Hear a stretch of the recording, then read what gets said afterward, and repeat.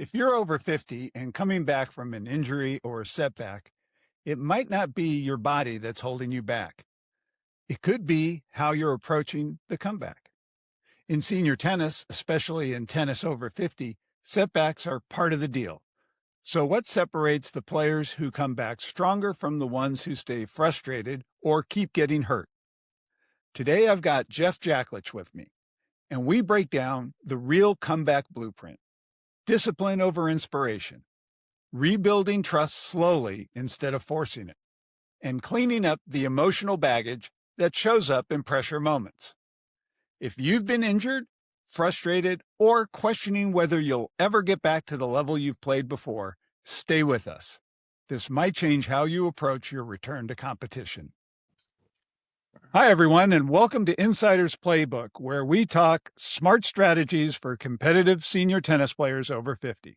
Today, we're focusing on something every senior player faces sooner or later: setbacks, injuries, and the challenge of coming back to compete again. Our guest, Jeff Jacklich, has lived through this throughout a lifetime of competition. From open level and professional tennis to winning national silver and gold balls in the 50s and 60s, he has navigated injuries while continuing to compete at a high level and coach senior players nationally. We'll talk about how to rebuild confidence, prepare realistically, and step back into competition without rushing or losing belief. Jeff, welcome to the show.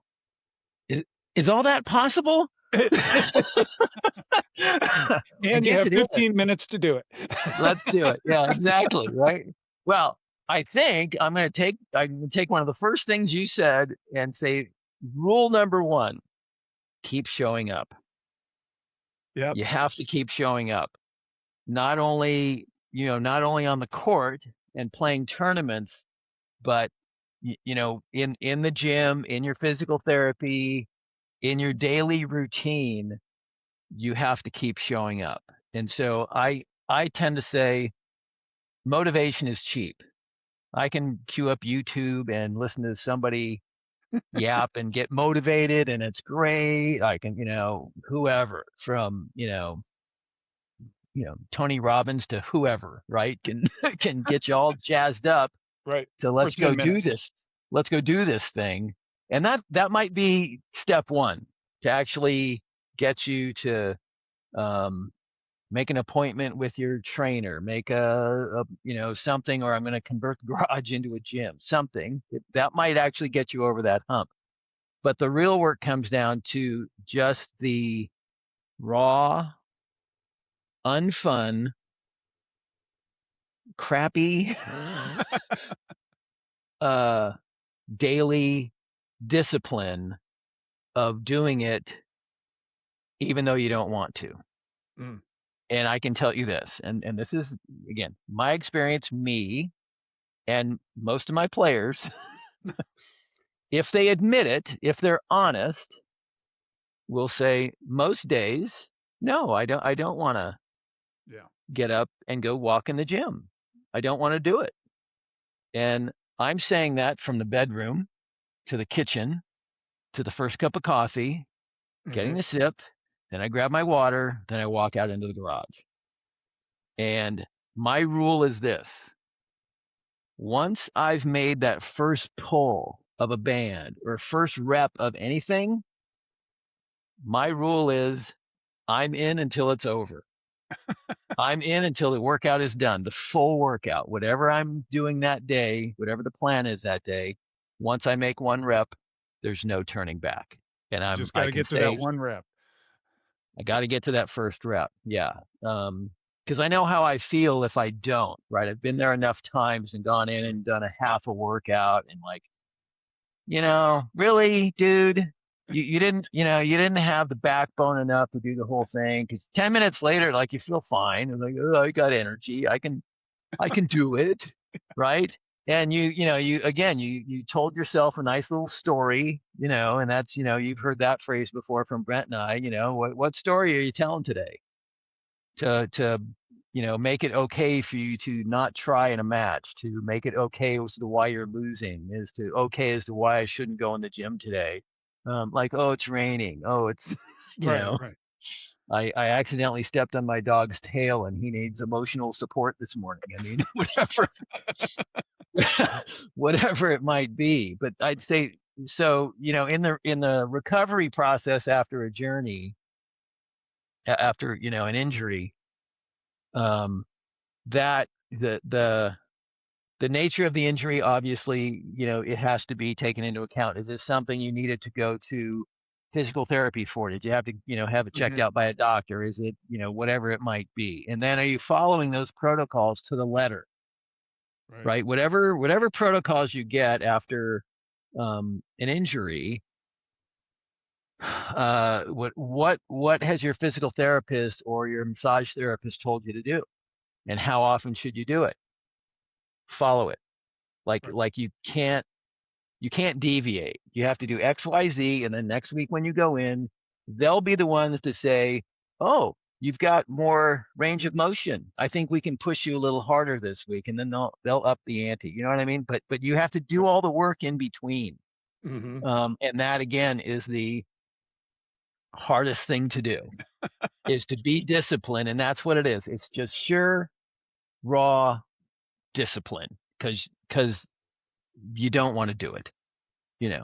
I think it's a discipline not to do anything too. Like right now, I've had my foot surgery and I can't do anything but keep my foot elevated. So it's like, right. I feel like I'm just wasting days here. Right. Yeah, exactly. So well, and it is one of those things. Can you go in the gym? Can you go in and sit at a cable machine and do some shoulder work? Can you do some bicep work, some tricep work, some of that kind of work? Can you do some right leg? Was it right leg or left leg? Left foot. Left foot, yeah. Yeah. Can you do some, leg extensions with your right leg while you're sitting? Right. So what are those things that you can, here it is. And I can see the look on your face going, crap, damn it. Fuck. He caught me. I'm glad they won't hear this on Apple Podcasts, but or see this on Apple. So I think that's a huge part of it, right? So in my journey, I've had everything from tendonitis in my right wrist, probably a month before the PC2A championships, my senior year, playing at Fresno State, and literally it looked like I had like a half an egg under my skin. It was like, it was bad. And so ultrasound every day, I was like so committed, like, no, like I need to perform at the PC2A. This is the culmination of my college career. And so that was just every day, multiple times a day in the training room, at Fresno State. And that's, if I have to say, what do you miss most about college? It's having access immediately to a trainer and a training room. Just to be able to walk in any time of day and get treatment. Right. And high quality treatment. Yeah, it's the best thing ever. So that was a quicker thing that had to be solved, and fortunately we solved it. I was icing all. I mean, I just I was obsessed, and you kind of have to get a little obsessed when you're on the recovery trail. I had tendonitis in my left Achilles heel along the way, and that created a little pocket of fluid. So I had to figure out, there wasn't oh, take time off. College endeavor and on the tour, that's really not an option. I'm just going to take, a month off and not play. No, what's the answer? So you got to come up with an answer. So that was, patting it, making a donut so there was no pressure on it, doing XYZ, stretching, icing, this whole combination of stuff, and still getting out there and being able to train at a softer impact on that side, right? Until got it handled, and then, back into matches and everything. And I'd say even the early matches, I was still probably dealing with it, but we'd reduced it so much that we felt like, okay, there's no danger of having it rupture or something like that, So, but again, the disciplined daily routine on recovery, right? 2014, I had my left knee meniscus surgery. And so he was probably in there less than 10 minutes. But you were out The for a long time. No, really. I mean, I walked Well, out. I oh, walked out. Yeah, yeah, yeah. So the left, you got the two meniscus rings there. The anterior is 100% still, and the interior he took out maybe 20% of the ring. But I walked out. But what I did was I rented. It's called a Game Ready ice machine, oh, which okay. is the compression leg sleeve. So Mm-hmm. there's air going through it, but then the other micro tubes in it is ice water. So the machine looks, it's like the size of a small microwave, and Ah, it's got a compartment in it that you load with ice, and then you fill it up with water, and you look, and so it's pumping ice water through this ah, sleeve while there's air compression, and you turn the machine on, and you just sit there, and it does it. So I was probably doing 6 sessions a day, oh, wow. right?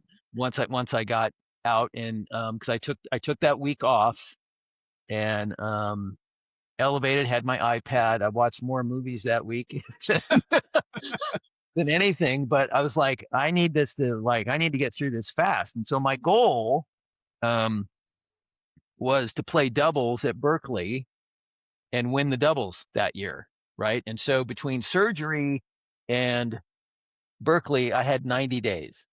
Wow. Okay. And so that was how I started off. First, it was that, and so at the end of that week, literally, I had like very little swelling at all. I mean, I just kept it, pounding it every day, and then started teaching, a little bit, and then it was very, again, slow progression. Um, then I started physical therapy, religious about the exercises the gal had me doing. Um, and wore I still wear a sleeve on that knee just because it gives me a warm fuzzy. I Uh-huh. don't need to, but I don't shy away from it. I don't you know favor it or anything. I mean, I play, let's go. But again, the sleeve just tends to give me, I don't think about it then. Well, that um brings up something. How do you get the mindset to trust your body to go out and play again and not re-injure yourself, but feel confident enough to play at a level that you need to play I at? For me, it was just the slow progression in. As much as it was 90 days, I knew in doubles that helps because it's less court that I'm covering, Right. you know. But at the same time, I had to feel, confident in my moving and all that, and I did. But it was, again, it's slow. And so when I started playing points and doing that, again, it was a little bit at a time and building that until I start to feel like, okay, I can move. It feels okay. I don't feel any twinging. Zero of that. Icing every day when you finish at the end of the day teaching and playing a little bit, icing it down again. So that, again, that becomes, again, it's got to be like your religion to be disciplined about doing it. If the goal is to compete at what you're capable of competing at the highest level. So yeah, so that was that one was obviously that's a big surgery, but it worked out, and that was 2014. So yeah, so John Sutter and I won the Oh, wow. doubles there at Berkeley that year. So I brought back I got my physical therapist like a $50 gift card or something. It's like, we did it, you know. Um, And they said they had no doubt. yeah. Um, Well, what about after, like, a mental setback? Let's say, you've trained and you're ready for a tournament, and you come in and you go out the first round and you're just devastated, you know? H How do you get back on the horse for that?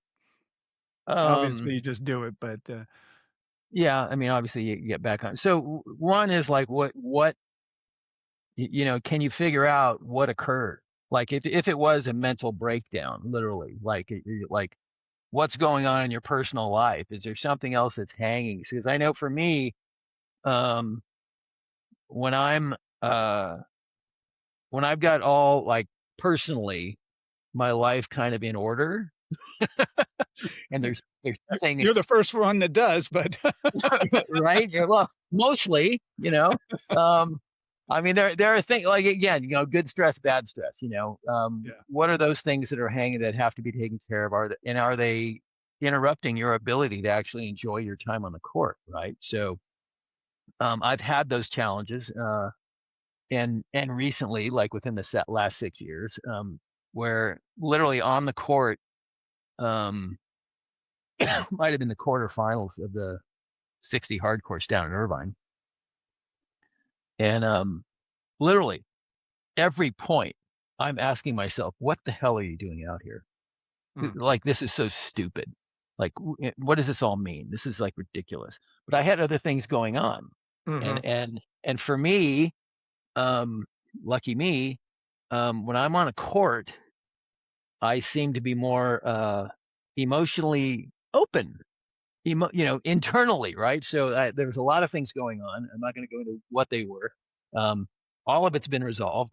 But it was like in those moments, things bubbled up from the past.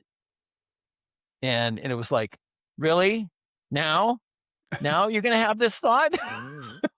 Right. And it was really kind of debilitating. It was debilitating. And so I ended up losing the match, I think 6-4 in the third.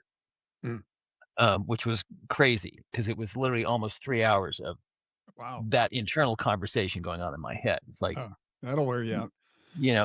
Okay, somebody, let's go play freeze tag out on the freeway because I'm done. So, but then, again, like what's your journey? Are you being honest about what it is what you think is going? Tennis is usually an expression, your ability to perform at the highest level, no matter what your level is going to be an expression of everything else that's going on. Right. So if those things are hanging out, you got things that are unresolved personally or job or like these things that are actually real life things, you might find that you can't quite perform, or you might find that you're a little quick to get pissed, or get a little mouthy on the court and blah blah blah, because it's not tennis. Tennis is just the arena where you're letting it out. Right.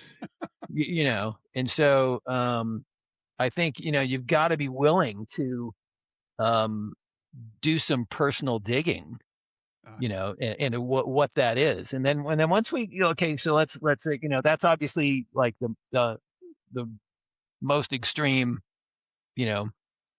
kind of example. And I'm just saying I've walked through it. So, but my ability to get back on it though was, some meditation, some personal, that kind of thing.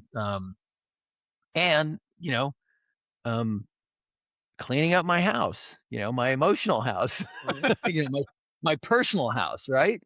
And then all of a sudden I'm on the court and it's like, oh God, it feels so good to be able to be playing with a free mind, and so that takes time to get to do it. But along the way, you still need to be competing.